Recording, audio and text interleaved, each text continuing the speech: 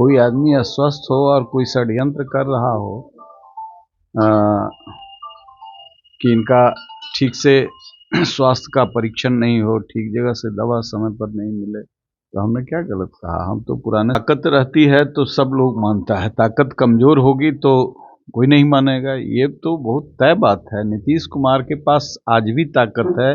चाहे आरजेडी सरकार बनाना चाहती हो तो नीतीश कुमार की आवश्यकता है, बीजेपी सरकार बनाना चाहती हो तो नीतीश कुमार की आवश्यकता है। तो जो साक्ष्य है उसके अनुसार तो नहीं लगता है कि गड़बड़ी उस सेंटर पर हुई। बाकी जगहों का नहीं कहते, बाकी जगह कहीं प्रश्न भी नहीं खड़ा हुआ है। नमस्कार, न्यूज फॉर नेशन देख रहे हैं और मैं हूं आपके साथ रंजन सिंह। देखिए, खरमास खत्म हो गया है और खरमास खत्म होने की खूब चर्चा हो रही है। इससे पहले नीतीश कुमार को लेकर कई तरीके के कयास लगाए जा रहे हैं कि नीतीश कुमार किस गठबंधन में चुनाव लड़ेंगे, क्या जहां एनडीए में है वहीं चुनाव लड़ेंगे, और जब नीतीश कुमार किसी और गठबंधन में जाएंगे तो जाएंगे।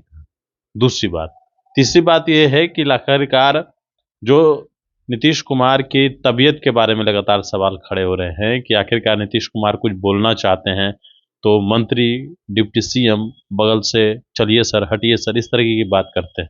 कई ऐसे सवाल हैं। पूर्व सांसद डॉक्टर अरुण कुमार हैं हमारे साथ बातचीत के लिए, लंबे समय से राजनीति भी कर रहे हैं, नीतीश कुमार के लंबे समय तक सहयोगी भी रहे हैं। आज जो नीतीश कुमार की हालत है उसको देखकर आप क्या कहिएगा? हालत तो अच्छी है। नीतीश के बिना किसी का कुछ हो नहीं रहा है तो हम मानेंगे कि बहुत अच्छा है। इसलिए हालत का क्या कहा जाएगा। शारीरिक तौर पर जिस तरीके से वो बयान देना, शारीरिक तौर से जो चीजें हैं वो सब ठीक है। बहुत सारी चीज लोग अपने तरीके से पेश करते हैं जब जैसा होता है। आप ही वो व्यक्ति है जिन्होंने बताया था कि नीतीश कुमार को दवाई दिया जा रहा है। उसके बाद ठीक हो गए। हमने बोला उनके सेहत के लिए। कोई आदमी अस्वस्थ हो और कोई षड्यंत्र कर रहा हो अ, कि इनका ठीक से स्वास्थ्य का परीक्षण नहीं हो, ठीक जगह से दवा समय पर नहीं मिले, तो हमने क्या गलत कहा? हम तो पुराने सहयोगी रहे ही हैं और उस जमात के साथ ही राजनीति शुरू किया। इसलिए हमने अच्छा किया और उसके बाद उनका स्वास्थ्य बहुत अच्छा हो गया। लोग समय पर खाना पीना, रहना सहना सब व्यवस्थित किया लोगों ने। सर, नीतीश कुमार को लेकर जो कयास लगाए जा रहे हैं कि एनडीए में नहीं रहेंगे या फिर चुनाव एनडीए से नहीं लड़ेंगे, और ये कहा जा रहा है कि भारतीय जनता पार्टी उनको मुख्यमंत्री का चेहरा नहीं मानेगी इस बार, कैसे देखते हैं इन तमाम बातों को आप? देखिए, ताकत रहती है तो सब लोग मानता है, ताकत कमजोर होगी तो कोई नहीं मानेगा। ये तो बहुत तय बात है। नीतीश कुमार के पास आज भी ताकत है। चाहे आरजेडी सरकार बनाना चाहती हो तो नीतीश कुमार की आवश्यकता है, बीजेपी सरकार बनाना चाहती हो तो नीतीश कुमार की आवश्यकता है। नीतीश कुमार के पास ताकत है और अभी ताकत रहेगी।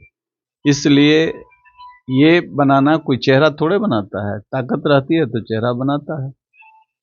तो क्या इसको क्या देखा जाए कि आखिरकार नीतीश कुमार 25 में मुख्यमंत्री फिर होंगे या नहीं? बिल्कुल होंगे। लेकिन भारतीय जनता पार्टी के नेता इस बात को स्पष्ट नहीं कर रहे हैं। ये कह रहे हैं कि ये तो आप लोगों के पास कला है, स्पष्ट करा ले सकते हैं लेकिन राजनीति जो है वो रहस्यमय होता है। रहस्य को रहस्य रहने दीजिए। कल आज तो हैं, कल भी रहेंगे, ये मैं कह रहा हूँ। क्या नीतीश कुमार जहां हैं वहीं स्थिर रहेंगे? बिल्कुल बिल्कुल। इधर उधर की बात जो हो रही है कि चुनाव के दौरान फिर अब भाई फिर अखबार चलेगा कैसे? इधर उधर की बात नहीं हो तो अखबार कैसे चलेगा? टीआरपी भी के लिए लोग बहुत कुछ करते हैं। नहीं, लेकिन नीतीश कुमार का तो ये ट्रैक रिकॉर्ड रहा है। अखबार तो खैर वही छापता है जो होता है, टीआरपी तो वही उठाता है जो होता है ना? भाई ये तो राजनीति का स्वरूप बन गया है, आज से नहीं है। पिछले 40 वर्षों से मैं देख रहा हूं। चीजें अनुकूल हों तो चलेंगी, चीजें अनुकूल नहीं हो तो नहीं चलेगी। ये कोई पुरानी बात है क्या? अब जरा सा एक सवाल आता है बीपीएससी वाला। आप भी इस तमाम मुद्दों को हमेशा से पढ़ाई के मामले में देखते रहे हैं। ये बीपीएससी वाला जो मुद्दा है, क्या लग रहा है इस पर? देखिए,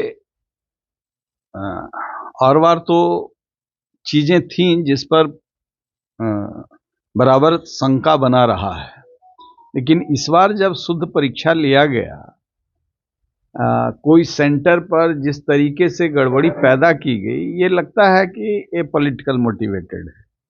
ये इसका सारे प्रमाण हो गए हैं कि जिस सेंटर पर लीक करने की बात कर रहे हैं, हो सकता है, मैं नहीं कह रहा हूं, सर्टिफिकेट नहीं दे रहा हूं कि इसमें अपवित्रता नहीं होगी, शुचिता की आवश्यकता है, लेकिन जब जिस सेंटर पर जिलाधिकारी ने बेहतर परफॉर्म किया और वहां पर जो चीजें गई, एडमिनिस्ट्रेशन के साथ भी आप प्रॉपर बिहेव नहीं कर रहे हैं, सारा कैमरा में कैप्चर्ड है आपकी एक्टिविटीज, किस तरीके से पेपर को आपने वहां से छीन लिया और कह रहे हैं कि पेपर लीक है, तो जो साक्ष्य है उसके अनुसार तो नहीं लगता है कि गड़बड़ी उस सेंटर पर हुई। बाकी जगहों का नहीं कहते, बाकी जगह कहीं प्रश्न भी नहीं खड़ा हुआ है।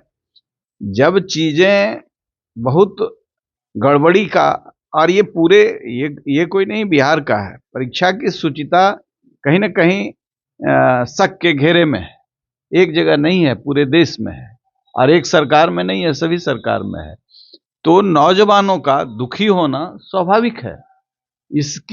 इसका दायित्व तो आयोग को लेना चाहिए कि उनको हम सेटिस्फाई करें कि जो परीक्षा ली जा रही है, जो अंतर्वीक्षा ली जाएगी, उसमें किसी तरह का गड़बड़ी नहीं होगा। ये एक पक्ष है।